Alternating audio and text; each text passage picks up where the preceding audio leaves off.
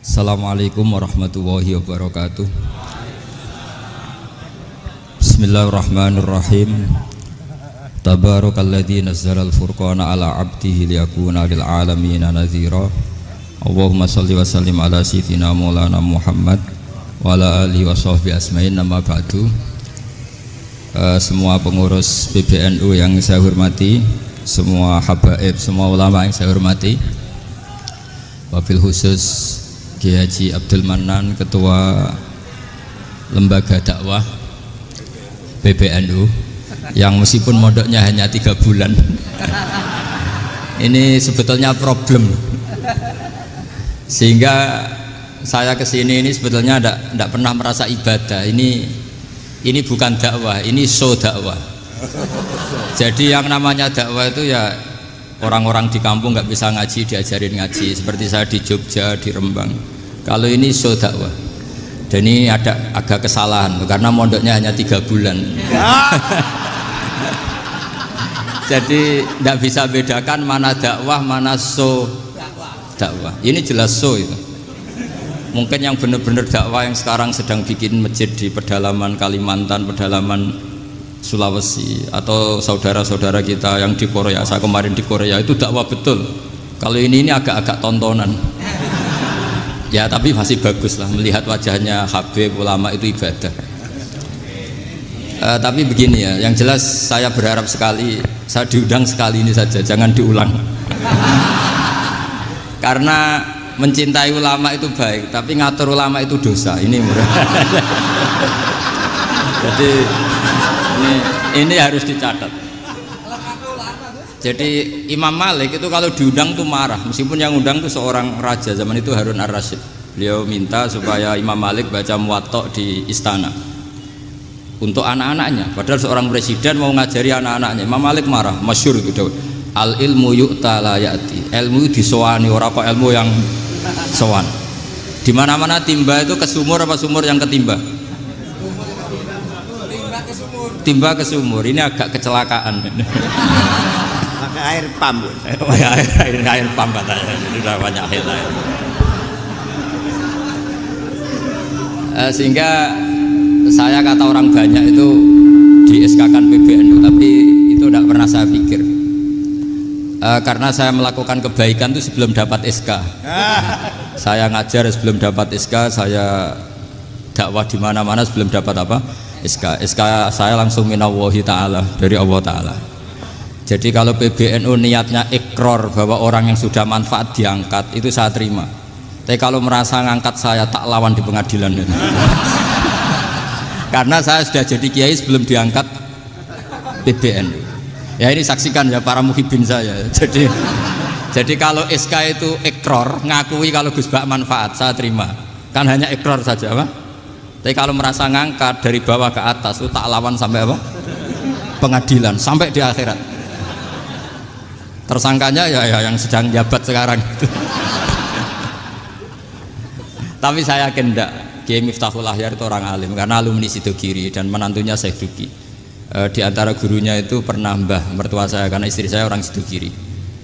Beliau juga besanan sama keluarga Lasem, saya ini Durriyah Lasem. Pak Said Akil juga orang alim, mbah-mbahnya juga orang alim. Baru kemarin nyocokkan nasab sama saya. Buyut-buyutnya beliau itu adik buyut saya, pernah cocokkan sama saya. Gus, saya sama saya tua mana? Tua saya, buyut kamu adik buyut saya, kata saya gitu. Tapi saya tetap hormat sama beliau karena ya pernah sepuh umurnya setidaknya. Jadi saya ulang lagi, ngaji seperti ini itu sebetulnya lebih ke show, pertunjukan. Supaya pertunjukan ini tidak dosa, saya isi ngaji betulan. Tapi jangan diulang. Karena biasa ngaji rutin. Saya di Jogja tafsir Jalalain sudah juz 23.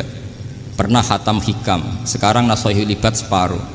Saya ngaji di Sidogiri Itkon, di Sarang Balaghatul Quran, di Hajen Lubul Usul, tapi sarahnya yang Thariqatul Usul, sarahnya Mbah Sahal Mahfud. Jadi baru di sini ngaji bersaing sama orang yang mondok berapa?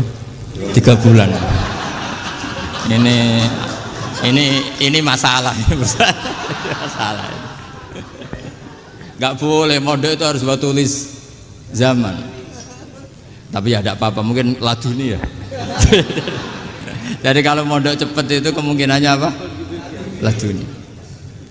Begini, tapi saya tertarik apa yang dikatakan Kiai Haji Abdul Manan tadi menyangkut kalimat tauhid. Saya ngaji di mana-mana bilang, kalau ngaji itu yang tahqiq itu detail. Detail itu bahasa Arabnya tahqiq. Jadi kita misalnya berpikir secara jernih, orang yang kafir 70 tahun itu pasti menjadi muslim karena melafadzkan la ilaha illallah. Dan itu bi ijma'il ulama. Semua ulama mengatakan demikian. Saya ulang lagi, itu bi ijma'il ulama. Karena mansus di Quran ada ayat kulil ladina kafaru iyantahu yughfar lahum ma qad salaf. Kalau orang yang kafir 70 tahun bisa dihilangkan kekafirannya hanya dengan kalimat la ilaha illallah Muhammadur Rasulullah. Berarti kalimat ini statusnya apa? Penghilang kekafiran, apa? Penghilang kekafiran. Lalu ada kelompok yang mengatakan gara-gara kalimat la ilaha illallah dan pegang patok nisan itu orang menjadi kafir. Ini kan jadi paradok. Lafat yang kita statuskan sebagai penghilang kekafiran dengan lafat yang sama orang menjadi kafir. Itu nggak ketemu nalar. Mbok nalar paling apapun tetap nggak ketemu. Kecuali tadi ya dalilnya pokok ngotot tadi. Itu memang kacau itu. Tapi alhamdulillah mereka insya Allah ya sadar. Kamu jangan bayangkan mereka tidak sadar terus, berarti kamu doanya jelek. Bisa saja mereka sudah ingin sadar, berhubung digojlok ini terus nggak jadi sadar. Jadi jangan-jangan salah kita karena sering gojlok sehingga yang mau sadar jadi tidak apa? Nggak sadar. Saya tadi jam 10 sampai setengah 2 masih ngajar di pondok saya ngajar tafsir. Masih di Rembang sana saya. Terus saya ke Semarang, Delalah Muyassar. Ya mungkin agak-agak keramat, jadi tetap jam 3:15 saya bisa ketemu Habib Umar Hafid. Saya beberapa menit ya diskusi tentang manhaj beliau, dan kebetulan saya sering belajar kitab beliau sama alumni Darul Mustafa. Meskipun saya tidak pernah ke sana, tapi saya tahu betul mazhab beliau karena al arwah junudun apa mujannada. Begini, saya sering dingendikani Mbah Mun, politik tidak jelas itu bagian dari kejelasan. Ini yang perlu dicatat. Jadi politik tidak jelas itu bagian dari apa? Kejelasan. Misalnya begini, siapa yang mengira Khalid bin Walid yang sangat musuhi Rasulullah, dia panglima orang kafir ketika ngalahkan Rasulullah di perang Uhud, akhirnya Khalid bin Walid masuk apa? Islam. Begitu juga Wahsy, qatilu ahabbin nasi ila Rasulillah, pembunuh Said Hamzah, akhirnya juga masuk Islam. Begitu juga Abu Sufyan, dia pemimpin besar kafir Mekah ketika perang Badar, ketika perang Khandaq, akhirnya juga Islam dan menjadi mertua Rasulullah Shallallahu Alaihi Wasallam. Dari fakta ini kemudian banyak ulama alim yang ngambil sikap itu ya coro Jawa itu anggang-anggang itu gak tegas, tapi gak tegas dari rumusan ilmu yang detail. Saya ulang lagi, gak tegas tapi dari rumusan ilmu yang apa? Detail. Bisa saja orang yang sekarang kafir suatu saat mukmin atau muslim. Bisa saja yang sekarang sedang fasik suatu saat soleh. Bisa saja yang mondok 3 bulan rois PB NU. Sementara yang mondok lama kadang Kiai RT. Tapi itu hanya hukum duniawi. Saya yakin yang Kiai RT ini PBNU di akhirat. Karena mondoknya lebih apa? Lama. Itu tak jamin. Saya juga berencana mimpin NU di akhirat saja, bukan di dunia. Makanya saya mohon SK itu berakhir muktamar mendatang. Karena saya sudah kiai sebelum diangkat. Makanya saya ulang-ulang, kalau pengangkatan itu niatnya ikror, saya terima. Tapi kalau niatnya ngangkat, tak gugat di pengadilan. Ini tidak guyon, ini betulan itu. Ya, tapi ini hanya guyon saja. Nah, ini penting saya utarakan teori ngaji ya. Ini saya bacakan naskah asli Sayyid Umar Hafid supaya Anda dapat barokah beliau. Karena beliau selain alim allamah, muridnya Habib Salim, juga beliau pernah ngaji kutub Sayyid Abdul Qadir Segaf di Jeddah. Juga beliau sering istifadah di beberapa kiai. Ini saya baca teks Arabnya kemudian saya terjemah. Bagi yang tidak setuju pemaknanya bisa gugat, karena saya baca Arabnya. Yang nggak setuju pemaknanya bisa gugat, tapi tak jamin kalah karena saya paham betul teksnya maknanya seperti itu. Logikanya tadi ya, Ketika Rasulullah ngambil sikap tegas kepada Qatilu Hamzah yaitu Wahsy, dan ketika Rasulullah ngambil sikap tegas pada orang-orang yang mengalahkan beliau di perang Uhud, kaifa yuflihu qaumun fa'alu bi anbiya'ihim hakadha, bagaimana mereka jadi orang benar atau orang yang dapat kebahagiaan kalau mereka perlakuannya seperti Nabi seperti ini, yaitu Nabi sujja wajhuh masyhur wa kusirat ruba, yaitu Nabi itu wajahnya terluka, gigi serinya tanggal. Orang-orang seperti ini tuh nggak akan bejo kalau orang Jawa, nggak akan falah. Tapi apa yang terjadi? Allah menurunkan ayat laisa laka minal amri syai'un aw yatuba 'alaihim aw yu'adzibahum. Muhammad itu bukan wilayah kamu ngecap orang, menstigmasi orang itu tidak wilayah kamu. Saya bisa saja mengampuni mereka atau menyiksa saya itu atau menyiksa mereka itu wilayah saya, kata Allah. Saya bisa saja mengampuni mereka atau menyiksa mereka itu wilayah saya. Sehingga akhirnya apa? Rasulullah tidak ngambil sikap yang mungkin orang lain mengatakan itu tidak tegas. Tapi itu kearifan. Betul, akhirnya Wahsy malah masuk Islam. Khalid bin Walid panglimanya juga masuk Islam. Dan beberapa orang kafir juga masuk Islam, termasuk mimbenihim, ketuanya yaitu Abu Sufyan. Ini penting saya utarakan. Makanya ini saya baca pembenaran dari konstruksi pikiran tadi. Nah ini supaya khas. Ini khasnya orang mondok 10 tahun nih. Jadi ini tak baca ini. Nah, biar jelas ini nanti tagnya persis ya, tidak saya rubah. Ini di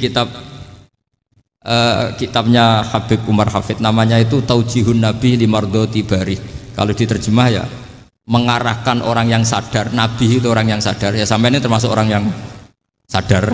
Limardoti Robbi, menuju mendapat ridho Tuhan atau Allah Subhanahu wa Ta'ala. Saya baca tagnya ini di halaman 179. Ini tidak ada yang saya rubah, tidak saya kurangi. Bismillahirrahmanirrahim. Fala buddha an nuwattina qulubana ala annana khodamatu ahli hadal qaul wa yattali Allah min qulubina annana na'taqidu imkaniyata ayyasfa'a fi ahadina yaumal qiyamati man huwal ana kafirun yuslimu faya'lu sya'nu indal haqqi fayakunu sababan li kholasika fil qiyamah yumkinu dzalik. Jadi kita para dai, para kiai itu adalah khodamatu hadal kaun. Kita ini adalah pelayan alam raya ini yang selalu berharap alam ini akan lebih baik. Orang yang sekarang sedang kafir bisa saja nanti yang nyafaati kamu di akhirat, yaitu mereka masuk Islam lalu Islamnya lebih serius, akhirnya punya hak syafaat. Sementara kamu Islam mulai kecil tapi biasa-biasa saja seperti ini, mulai dulu ngaji terus sama Ki Abdul Manan, nggak pernah yang ngisi ngaji, itu artinya nggak ada perkembangan. Makanya saya nggak ingin ngaji lagi karena saya ingin perkembangan Anda nanti tukang mengisi, bukan yang diisi. Kalau saya nanti ngaji lagi di sini artinya Anda kalau tetap mendengarkan itu tidak ada perkembangan. Pantes saja semulang Gus Bahak sampean sing ngaji. Sekali-kali ada perkembangan, saya ngaji sampean yang mulang itu bagus ya. Meskipun itu perkembangan yang menyesatkan.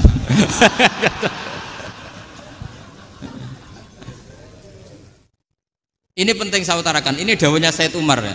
Orang yang sekarang sedang kafir bisa saja orang ini nanti nyafaati kamu, yaitu beliau orang ini Islam, kemudian Islamnya serius, maka punya hak syafaat. Sementara kamu Islamnya biasa-biasa saja. Itu masyhur kayak Sayyidina Umar. Sayyidina Umar Islam di hari itu langsung makomnya makom yang a'la, sehingga mengalahkan yang sudah Islam lebih lama. Karena Islamnya Umar itu menjadi izzatul Islam betul. Makanya jangan benci orang tegas teman-teman, kadang ya ada baiknya. Abu Bakar itu sudah Islam tapi layinal janib, orangnya santun. Kalau dipisoi orang yang menengahi lah, kira-kira seperti itu. Begitu juga Bilal, Ammar, Suhaib. Singkat cerita, Rasulullah itu sering dibully ya, sering disiksa orang-orang kafir. Rasulullah berharap, wah kalau yang Islam gini terus repot. Melihat Umar ini petarung di pasar Uka, dia dapat uang itu kalau tarung, menangan. Kata Rasulullah, kalau ini yang Islam ya bagus. Beliau berdoa, Allahumma aizal Islam bi Umar. Itu kira-kira 2 hari dari doa beliau, Umar masuk Islam. Itu pertama masuk Islam itu orang-orang kafir diparani. Kalau kamu ganggu Rasulullah Muhammad tak bunuh. Semenjak itu orang kafir yang gentenan sembunyi. Sehingga kata para mereka yang Islam, Islam selalu jaya mut aslama Umar, ketika Umar masuk Islam. Itu dalam satu hari Islam itu Rasulullah sudah ngendikan Umar yang Islam sehari ini imannya kalau ditimbang separuh ahli dunia masih unggul sama Islamnya Umar. Nah bisa saja seperti itu. Jadi saya minta sama teman-teman yang mencintai ilmu, tidak tegas itu bagian dari ketegasan dalam ilmiah, karena kita ini tidak mengendalikan dunia, tidak mengendalikan hidayat, hanya Allah piyambak yang ngasih apa? Hidayat. Maka sikap kita laisalaka minal amri syai'un aw yatuba alaihim aw yu'adzibahum. Rasulullah yang ahabbul khalqi ilallah saja tidak boleh tegas karena semuanya potensi itu ada. Cuma kita tegas dalam kebenaran saja, tapi nggak perlu tegas dalam mengawal kebenaran. Kenapa demikian? Karena Islam ini agama yang akan dijaga Allah ila yaumil.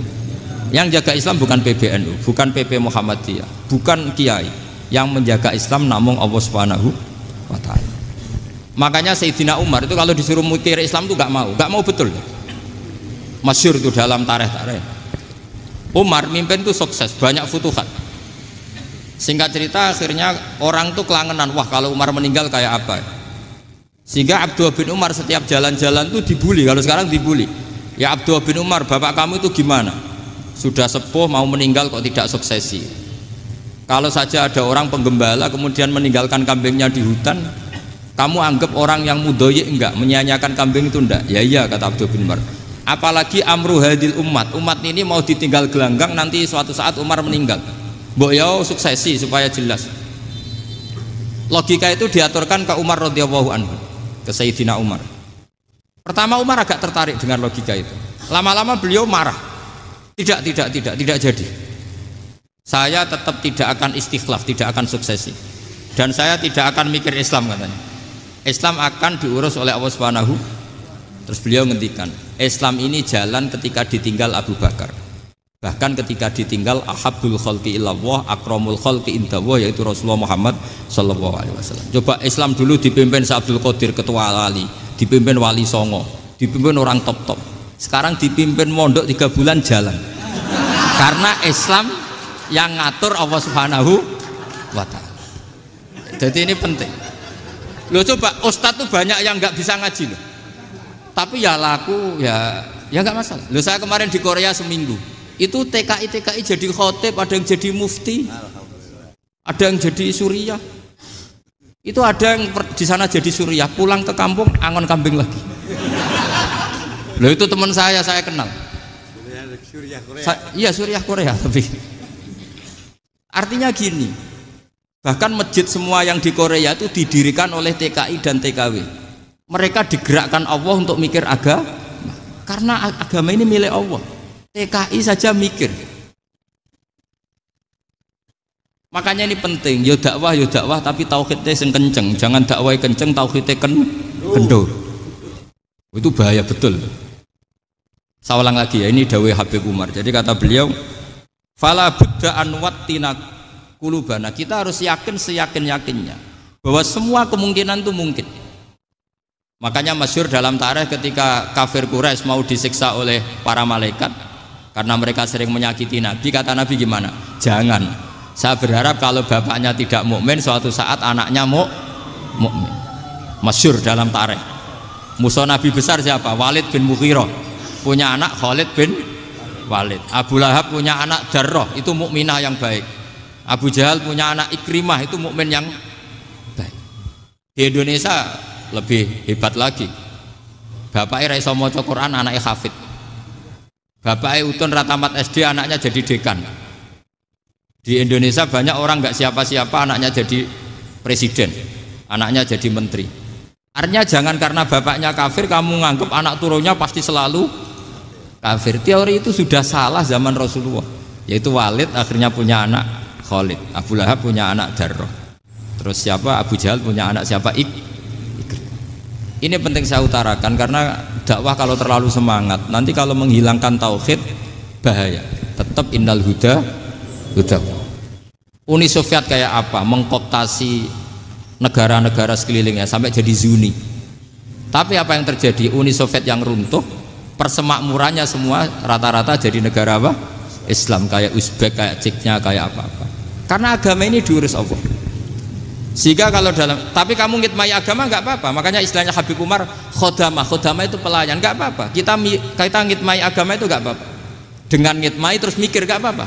Tapi jangan mikir yang merasa kalau kita mati, wah nanti agama ini kukut karena saya mati. Kamu itu siapa? Agama Islam ini tidak pernah dipasrahkan kamu. Diurus oleh Allah Subhanahu wa taala sendiri.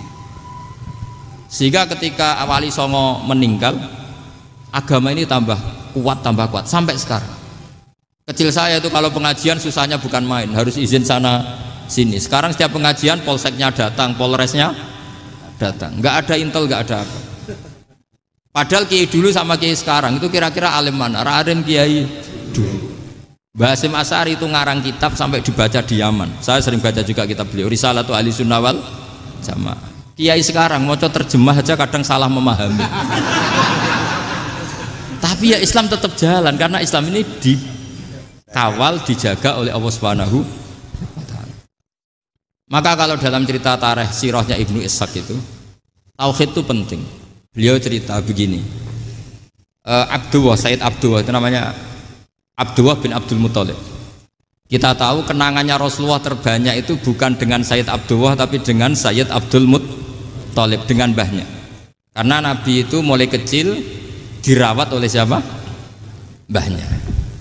Yaitu yang disebut Nabi ketika 2 bulan kan abahnya sudah meninggal.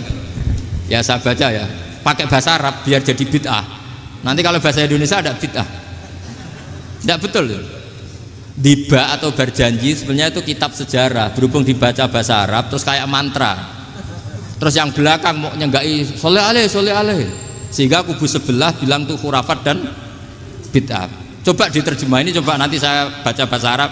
Walamma tamma min hamli syahroni ala masyuril aqwalil marwiyatu fiya bil madinati abuhu abdullah wa kana qad istaza bi akhwalihi bani adi minat taifatin najariyah wa makatha syahron saqiman yu'anu nasukmahu wasakwa. Terus di pojok sana bilang soleh aleh.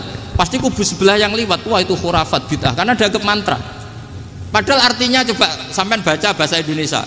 Ketika hamil Rasulullah umur 2 bulan, abahnya meninggal di kota Abwa.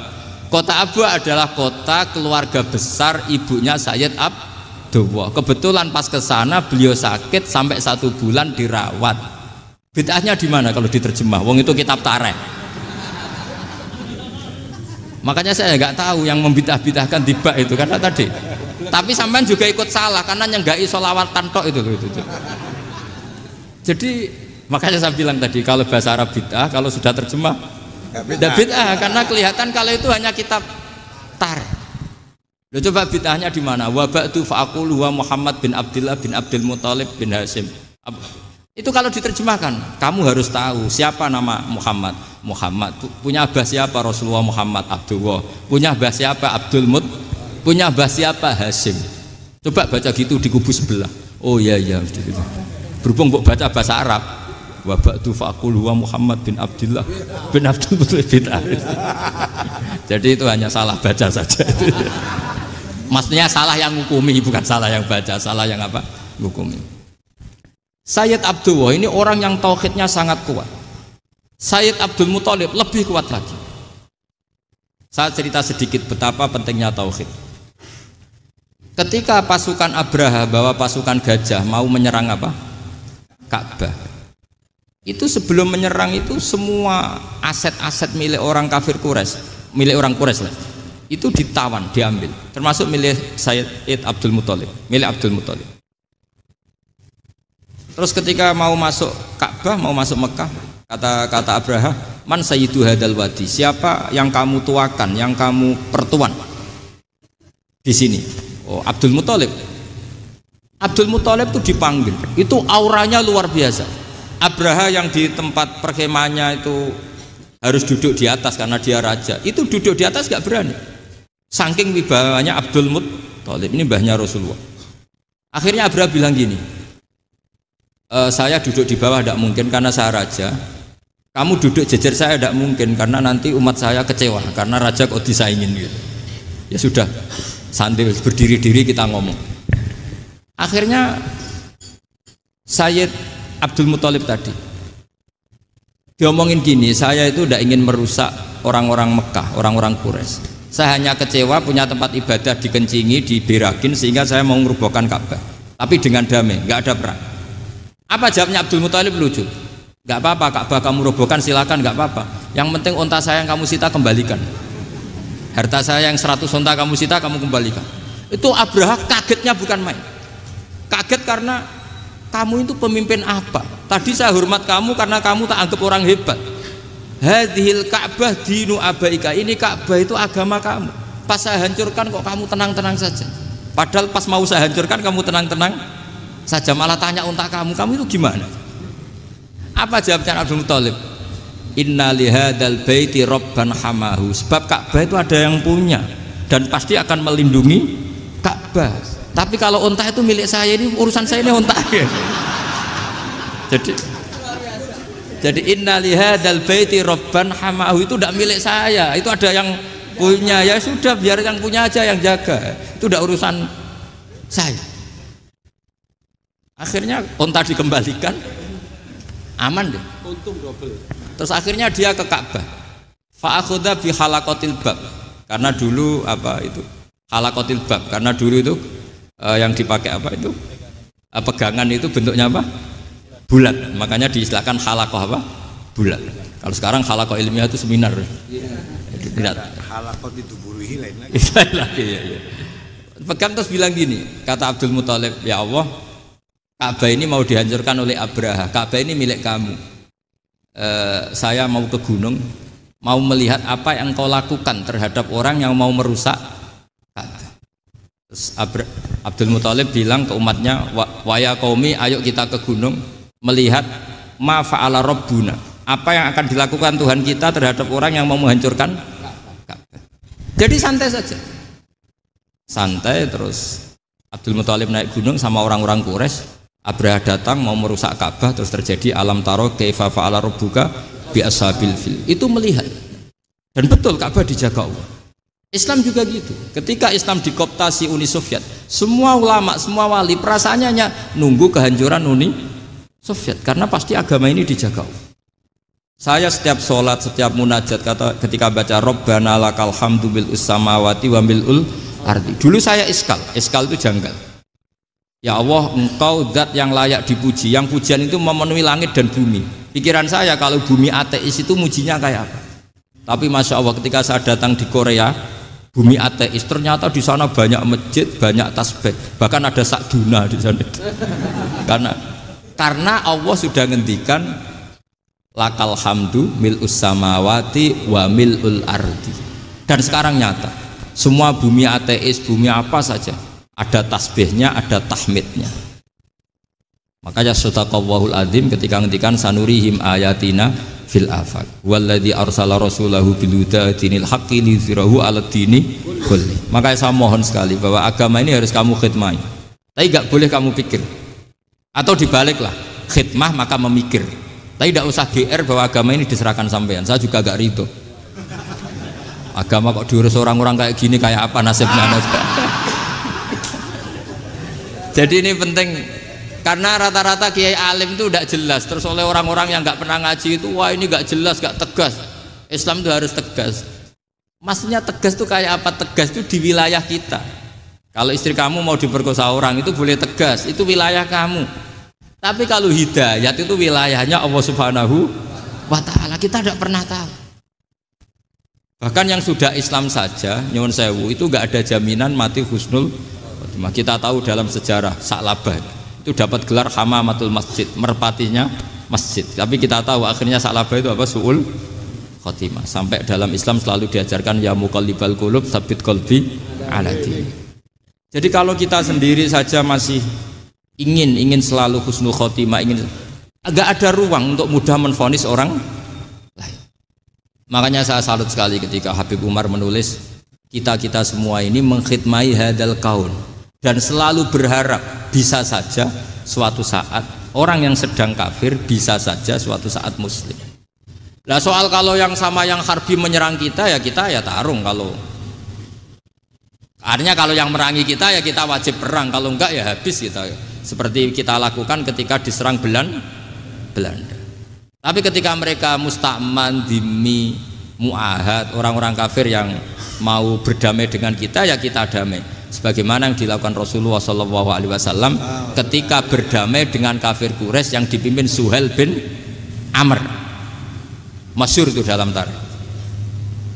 Singkat cerita kan Sayyidina Ali ini pernah konflik sama orang Khawarij.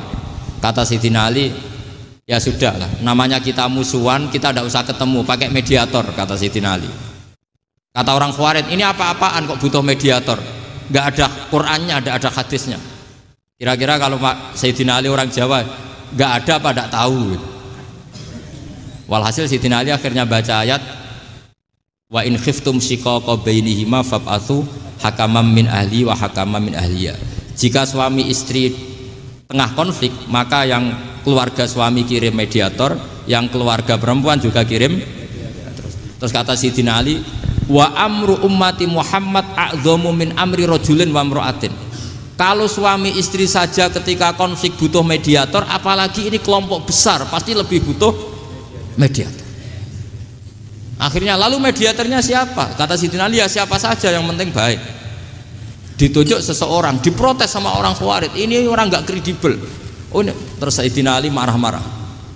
Rasulullah itu pernah berdamai dengan orang, bahkan orang itu kafir, yaitu Sulhul Hudaybiyah. Nabi itu berdamai dengan orang yang bernama Suhail bin Amr ketika itu kafir. Makanya ini menunjukkan bahwa musolahah ma'al kufar itu boleh demi kelangsungan bernegara, berbangsa.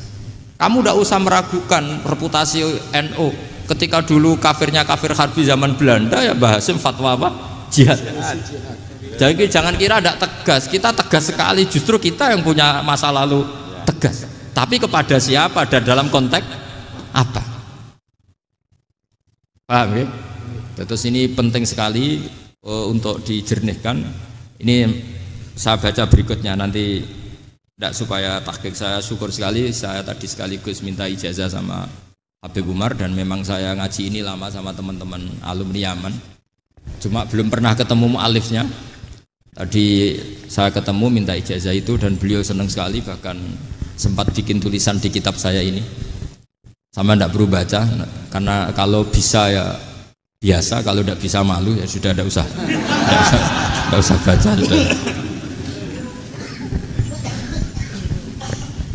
Terus ini kata beliau, ini masih saya teruskan.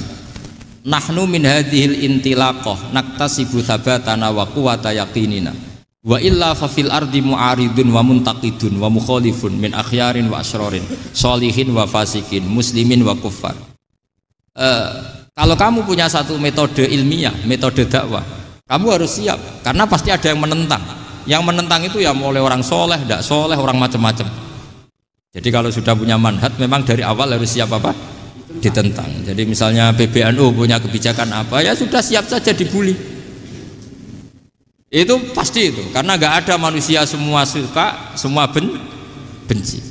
Kata beliau, anta in kunta fi syakkin min hadzal maslak wal manhaj fattabi man syi'ta wasaha angka ghaniyah wa in kunta ala yaqinin annahu al huda wa mirasun nubuwah wa annahu haqiqatu tarjamatil ahdi ma'rab fala tata'atsar min kalami ahadin yakunu mangkana.